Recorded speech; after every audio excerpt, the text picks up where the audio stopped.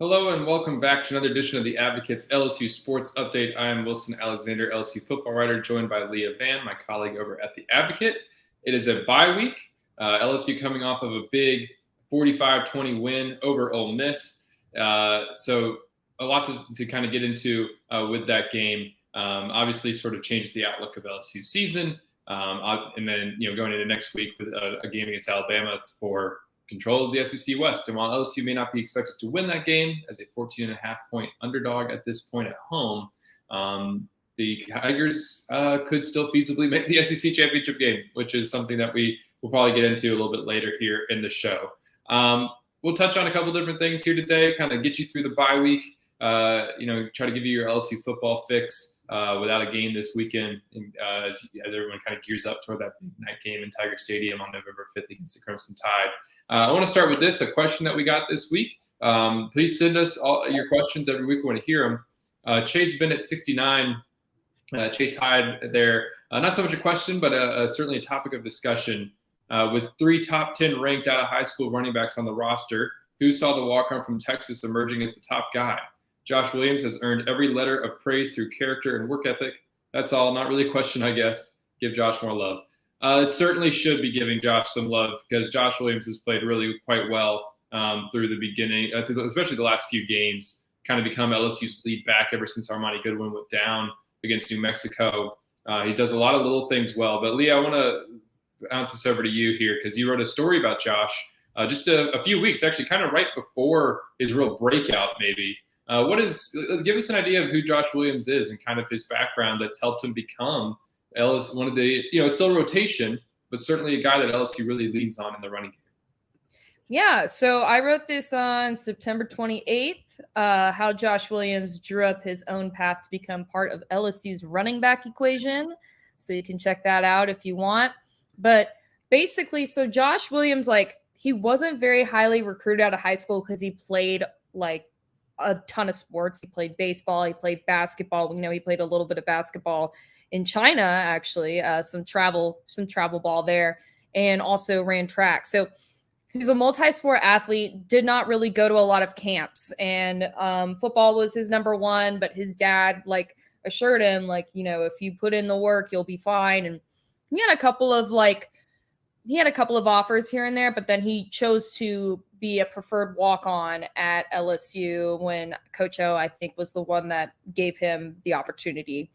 And so anyway, he comes to LSU, and his big break was basically, okay, in order to get on the field, Coach Kevin Falk was saying, you got to be able to travel with the team. So go do every job that nobody else wants. So things like special teams, pass blocking, all kinds of things. So he did all those little things that, everybody else doesn't really want to do.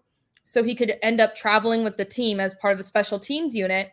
And then all of a sudden he's getting some reps his sophomore year. So the thing about him, what makes him so versatile is because he's taken on all those jobs. He's the best pass blocker in the room that all the running backs have said, yeah, I learned a lot from Josh Williams and his pass blocking. He has a lot of leverage because he's, a shorter guy, but he has a lot of power. And so that's how he's been able to be really this every down kind of back. The other thing about him is that he's gotten better each week. And, he's just getting more comfortable with the game. It's slowing down for him. I'm looking back at the Florida game. He's averaged, 7.6 yards per carry. Of course, he had that long 50-yard touchdown, so that kind of bumps the number up a little bit. But, that was his first 100-yard game. He had over 100 or maybe I think about 100 all-purpose yards last week. So he was catching the ball a little bit more. But yeah, I think he's always had the speed, but it's putting all of those things together and getting the reps, and he's had the opportunity and taken every advantage of it. So certainly LSU needed the boost to the run game, I would say. Let's look at Ole Miss. Yeah. So he had 76 yards rushing, averaging 4.5 per carry. And that's also credit to the offensive line, which has done really well these past couple of weeks. I think the offensive line had its best game yet. against Ole Miss. Wouldn't you agree, Wilson? Absolutely. It helped that Ole Miss uses 3 down linemen and basically 6 defensive backs with 3 safeties.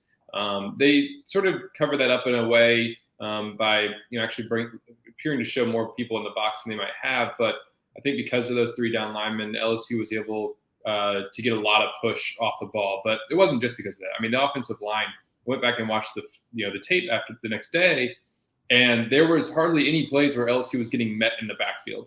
It was usually like 2-3 yards past the line of scrimmage, just before they were even getting touched. And that's certainly going to help. A lot of it was coming off of zone reads and RPOs. Jaden Daniels, which we'll get to here in a little bit, did just a fantastic job of reading everything that was going on with Ole Miss defensively and executing the game plan that LSU had to attack that with those zone reads. But yeah, the offensive line really deserves a good bit of credit here. This is a group that was heavily criticized at the start of the year that was, you thought would probably be the weakness of the offense. And it was, I think, justifiably for a little while there. They were having to use a ton of different combinations. They were still trying to figure things out. Things kind of fell into place once they put in Emory Jones at right tackle. And with Will Campbell at left tackle, having those 2 guys, those 2 freshmen on the edges, things have kind of clicked. And they've gotten better.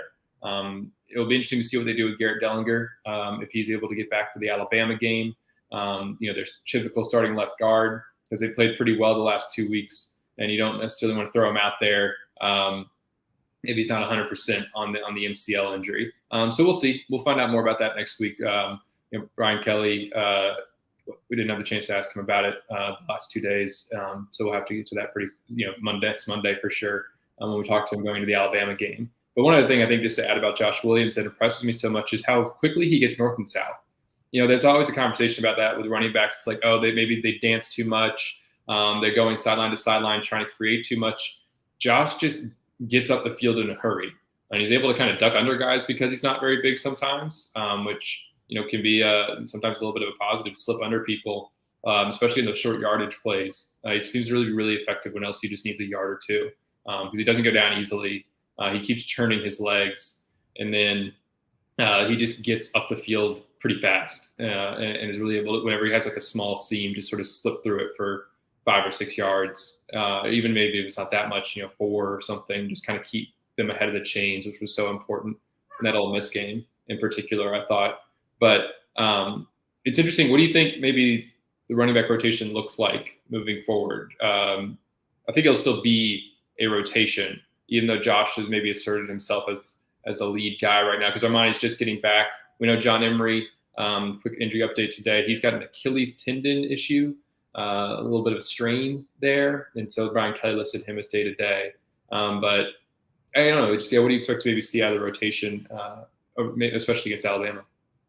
Yeah, I'm interested to see if Josh is going to still start or if Armani Goodwin is going to start. Because I felt like Armani had the starting position before he got hurt. And he has a little bit more experience. But then again, like Josh Williams has more experience this year and has been doing very well. So I think they'll definitely use them interchangeably, like they did against Ole Miss, but a little bit even more so to kind of split up the reps. And I liked what I saw out of Armani was kind of those like jet sweep like plays, like out on the outer edges. He's really got like the speed to kind of get around guys. And if the blocking holds up and, we've got these freshman tackles who have played, all these games now. So now if you can hold that together, which, might be kind of tough against Alabama, but I think Armani he's a really good back that's very versatile as far as like getting a little bit more creative with the run game. Whereas Josh Williams is kind of, like you said, that downhill, like through the middle, up the seam kind of guy. So I'm interested. I'm actually I'm really curious about that. I think LSU will need to have a successful run game against Alabama, just because I think you just need to be a well-balanced offense when you're playing a defense like Alabama's. So that's kind of what I'm expecting. But speaking of Alabama, I know we're not there yet, but you got a little bit of injury news from the SEC teleconference this morning with Brian Kelly. Can you elaborate on what he said this morning? Yeah, for sure. He sort of three main players. We already mentioned Emery with the Achilles being day-to-day. He was dressed out but didn't play against Ole Miss. And then two others, Major Burns is a starting safety. He hasn't played since the Mississippi State game, so it's been a while. But he's still expected to be a part of the game plan against Alabama. He's supposed to be cleared for contact on Monday and play in that game, make his return from an upper neck injury. And then Jack Besh, the sophomore wide receiver and LSU's primary returner, has been out for the last two games. Well, left in the middle of the Florida game and then missed the Ole Miss game with a lower back strain. And he is trending toward a return. Brian Kelly didn't say specifically if he was, but Brian Kelly said that he talked to Jack Besh yesterday, asked him how he was doing, and if he thought he would be playing against Alabama. And typical Jack Besh said, no doubt. That's kind of what you'd expect to hear from Jack, unless it was something that was really, really quite serious. So we'll have to check up on that again next week just to see how he's doing. But Jack's going to stay around campus instead of going home to Lafayette over the bye weekend and just keep training and working on that lower back to try to make sure that he's ready against Alabama. So that's kind of where we're updated right now. The other person, like we mentioned earlier, who will have to be monitoring really going into that game is Garrett Dellinger and what LSU does on the offensive line.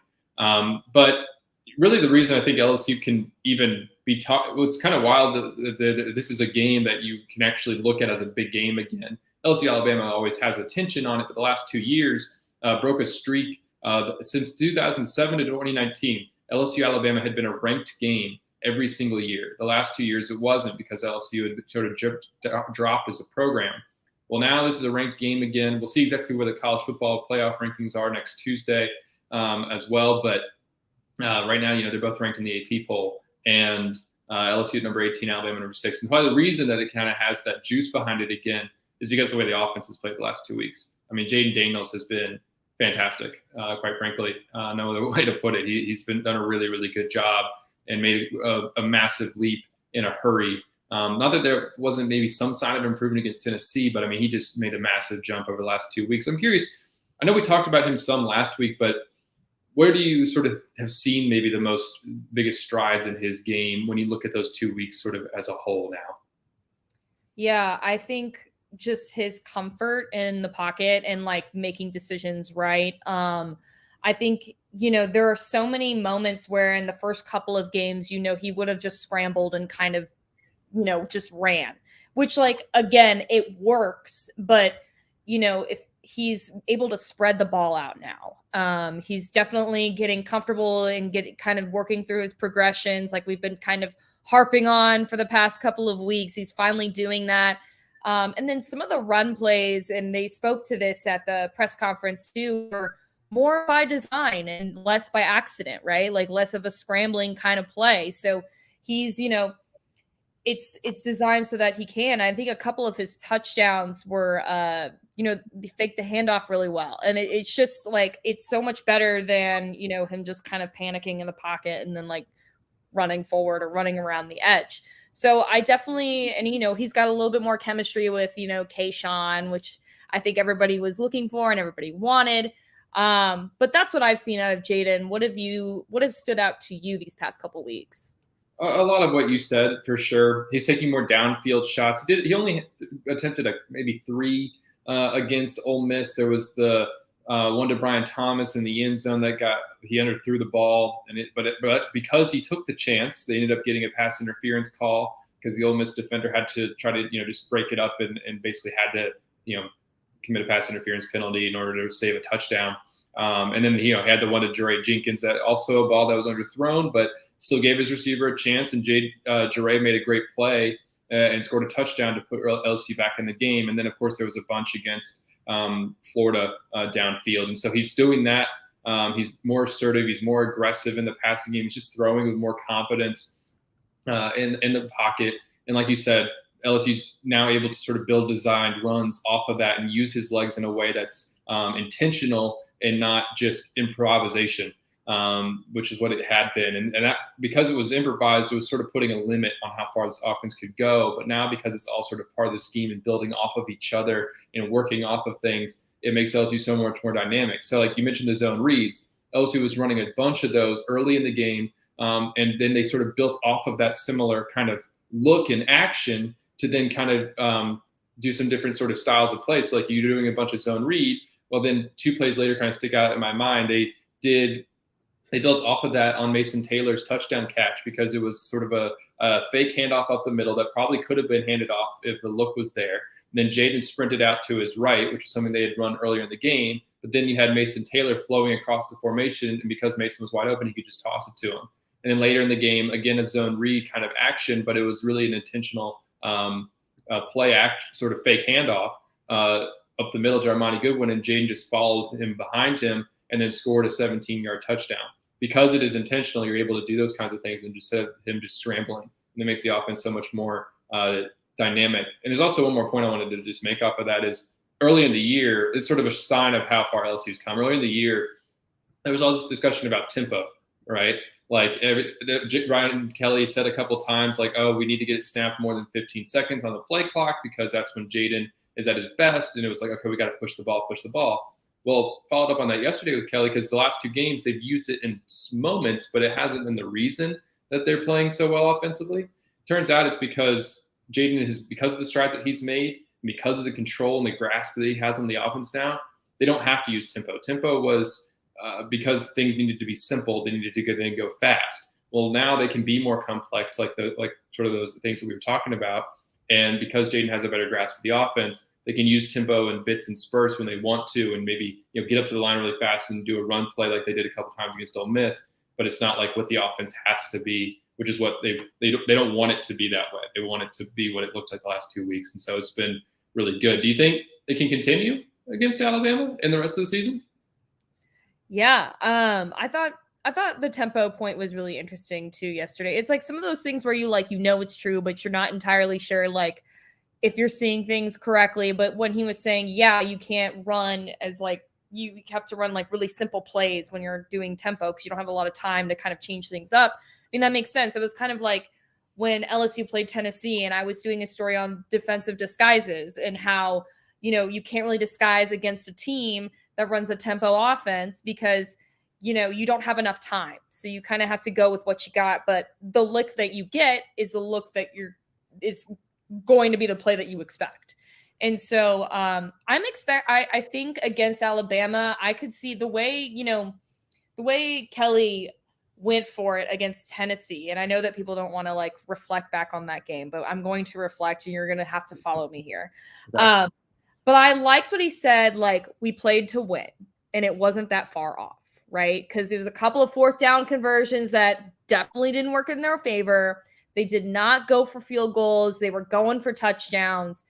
I could see elements of that against Alabama, but maybe a little bit more balanced and okay, we're going to take a field goal on the opening drive. The first time we get in the red zone, let's just take the field goal. And if we can't get the touchdown, right? I also think Alabama has shown some weakness these past couple of games. I mean, even against the Aggies, yikes. So, yeah, I'm excited to see. I think Jaden will take some more downfield shots for sure, especially as he's getting more comfortable with Kayshawn. Brian Thomas, I wrote about him too. He's a great deep threat. He's got the 2nd highest vertical on the team. I learned that from Jake Flint because I was trying to see if it was the highest. He wouldn't tell me who has the highest. That's fine. But yeah, so I think we could see some more creative and gutsy plays out of this offense going into the Alabama game. Yeah, we'll see. We'll certainly dive more into that Alabama matchup on the show next week once we kind of just, really turn our whole entire focus to that. Interesting what you say about the 4th down aggressiveness. I think game flow will have to end up determining quite a bit of that. Kelly was clearly aggressive right from the get-go against Tennessee, but then felt like he had to continue to try to match possessions because of those special teams mistakes early on. So we'll see what ends up happening. But, this all sort of leads into this discussion of where LSU is at right now. Even under Brian Kelly, I projected them to go 8-4. There was the Vegas win total was 6.5. They're going to beat that. I would be shocked if they somehow lost in these 4 games, especially because that would include a loss to UAB, which, while not a bad team, is not a team that LSU should beat. And so they should certainly finish that. And now all of a sudden it's like, wow, you're talking about a game that is control of the SEC West at the start of November. And like we kind of said at the top of the show, LSU isn't necessarily expected to win this game. It would be just just a huge win. And all of a sudden you're talking about, okay, an SEC championship appearance if they can beat Arkansas and A&M, which is certainly doable. But does this all sort of mean that LSU is moving ahead of schedule under Brian Kelly? Like, is this program further along than you would have thought they would be in year one? Yeah, I mean, I predicted them to go 7-5, I believe. So we weren't too much different on our predictions. But I also think some of the teams that they're playing, we thought were going to be a lot better at the beginning of the year. So, those teams would be like Texas A&M and Arkansas. I even anticipated Mississippi State would be a better team. And Tennessee, I knew it would be a better team. So I was kind of like, ooh, I don't know. I don't know where you get a win here. But now it's kind of looking like, other than Alabama, like the back end of the schedule should be, close to a cakewalk if all things considered, if they keep playing like the way that they are. I say that because I'm not a Texas A&M fan by any means. So I just hope they get crushed. And I know I'm a beat writer, but whatever. So, yeah, I think he is ahead of schedule. But I also think some of these teams that they're facing are a lot weaker than we anticipated them being. And that might be like Mississippi State. I think I don't know what the record is now. I feel like they're only at like 3 wins. So, I think you could take it with a grain of salt, right? And I think a lot of first-year head coaches too will have success, or even second-year head coaches, and then the next year you kind of see a little lull, and then you get all freaked out. So I caution people to get a little too positive when thinking about this. So anyway, I don't know what your take is. Yeah, I think it's a little bit about like they're ahead at this point in the year than I maybe further along than I would have thought they would be in terms of like the win-loss record for a couple of reasons you said. Though it's interesting, like what's impressive to me is that they've sort of shown improvement every week, which is what you wanted to see under Brian Kelly in year one, but they've sort of accelerated that the last 2 weeks because of the strides that Jaden Daniels has made. A lot of it sort of goes back to him, I think, in terms and the offensive line for what the improvement that they've had and just the way they've been able to kind of come together, because it's so hard to bring new coordinators, new players, new off the field staff, a new way of thinking, all of that together and have success in a year. Like, it's really difficult. And that's kind of why I thought, okay, they've got talent, but that stuff's hard to come together. But they managed to win some games earlier in the year, even when they weren't clicking. And so that's why they've sort of put themselves in a position to where now, they are clicking and they can play some really meaningful games, not just in terms of meaningful in the sense of like, we're building a program here and we need to win some games, but meaningful in that, okay, you're in the national conversation, you're on the verge of being a top 15 team, and you have a chance to really realistically finish the year 9-3, which would, just crush that Vegas over under win total of 6.5 and go to a bowl game, possibly end up 10-3, depending on who you play, which do, and all those sorts of things. So it just sort of changes a lot about this team. But I will sort of point to this because Brian Kelly was kind of asked about this in his press conference yesterday on his birthday. So happy birthday, Brian Kelly, turned 61 yesterday. LSU's players or staff, they got him a cake. So that's nice. He didn't seem too jazzed about anything with his birthday, but anywho, he said that, he made the point that like they're still recruiting their first true complete freshman class, which is certainly true. They took over and finished off a class that didn't start with them. And then he thinks that they're making, they're establishing habits and that they're making progress. But he goes, we're still obviously building this thing. It's still going to take a while before we get to that point where everybody is feeling like we have gotten the program to where it needs to be. And I think that's very, very true, is that like they're about to play some really meaningful games, and you as an LSU fan have reason to get excited about them and talk about possibilities and dream a little bit, be realistic with those dreams, but to dream a little bit more than you could the last 2 years, certainly. But that this program is not where it wants to be, and that they are going to have to continue to build in order to get to that place. Some other things that kind of come to mind. First off, Wilson, I want your thoughts on storming the field. This was a topic in the press conference yesterday, and it's been a huge source of contention. So why don't you offer your thoughts? I don't think it's a big deal. I understand why people, who've watched LSU football for a really long time, are maybe upset by it because Ole Miss has traditionally been a team that LSU expects to beat. But I also sort of see the other side of it, because it was started by the students, and it was pretty much just students. And it kind of started really slow, as if like they didn't really know if they wanted to, and then let's do it, and then everybody's like, all right, well, I guess we'll go on the field. A lot of those students have gone through 2 years where like they had a COVID year in 2020 where they basically even couldn't go to the football games. And last year they didn't have a good team to cheer for. And so a lot of those students haven't really experienced LSU football like the way it has been so much for the last 20 years. And so for them, it was like a chance to enjoy that again. And so I had no problem with them doing it. I mean, I understand why some fans are like, oh, we need to have a higher standard than beating an Ole Miss team that's ranking might be inflated just because of who they played.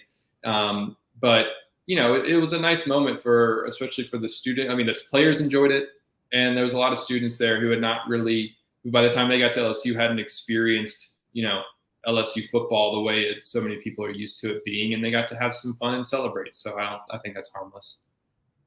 Do you have a different opinion on that, or? No, I agree. I think like you just don't tell people how to experience joy.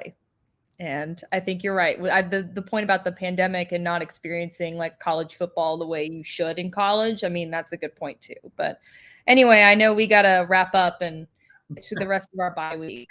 Absolutely. Yeah, we'll if anybody has any other questions before we head on. Michael Hall asks, here, how do we pull this up? He said 9-3 New Year Day Bowl would be a great start to the Kelly era. Right. Well, let's get this next one. There we go. Why was the fine so steep? $250,000. Tennessee tore down the goalpost and walked around campus and was only fined $150,000. So the SEC, this is all part of the SEC standard policy. If you started back in 2004, and then fines were increased in 2015. The first offense for fans storming the field of play, regardless of the sport, it's not just football, it's kind of your athletic department, is $50,000. The second is, I think, just $100,000. And then the third is $250,000. And then every subsequent one after that is $250,000. So I guess this would have been Tennessee's second offense under that policy.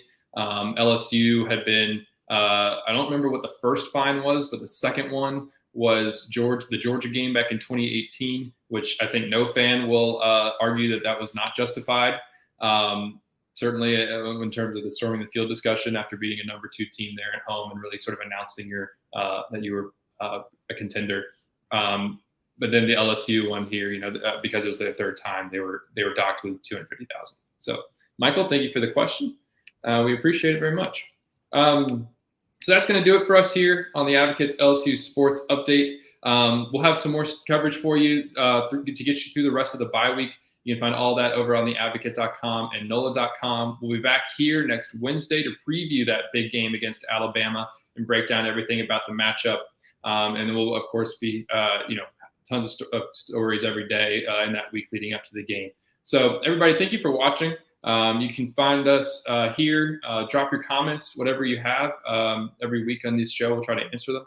And then also newsletter. We have a newsletter every Wednesday. Excuse me, not every Wednesday, every day in your email inbox. So go and sign up for that as well. Thanks for watching, everyone. For Leah and everybody else at The Advocate, I am Wilson Alexander. This has been The Advocate's LSU Sports Update. Thanks for watching, and we'll see you